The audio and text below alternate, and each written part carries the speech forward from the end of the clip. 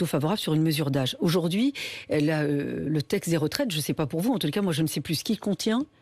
Et qui en sort finalement bénéficiaire ou avantagé dans cette réforme des retraites. Et comme ils ne savent pas le financer, et comme ils ne trouvent pas les financements, ils essayent de puiser dans des caisses qui sont excédentaires.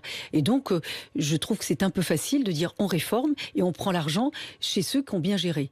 C'est pas une méthode. Rachida Dati, utiliser le 49.3, c'est antidémocratique ? Le texte qui est débattu aujourd'hui au Parlement, c'est un texte qui a fait l'objet de nombreuses critiques du Conseil d'État. Et c'est assez rare pour le souligner. Et le gouvernement n'a pas modifié le texte. Vous savez, quand le Conseil d'État émet des observations et des critiques, vous reprenez votre texte, vous le remodifiez et ensuite vous le présentez au Parlement. Le gouvernement n'a pas souhaité le faire. Donc ce texte génère de la cacophonie, génère de l'incohérence partout, génère des amendements et parfois même génère de l'obstruction.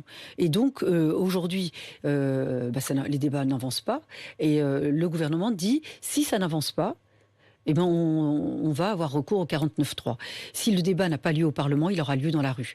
Et moi, je veux vous dire, c'est assez dangereux, le pays est assez fracturé pour ne pas avoir de débat dans la rue. On n'utilise pas le 49.3 dans ce cadre-là. Moi, je trouve que le Parlement, c'est le lieu de tous les débats. Et il ne satisfait personne. Vous savez que vous avez vu... 49.3 que beaucoup de gouvernements ont utilisé. Oui, hein. Vous avez vu...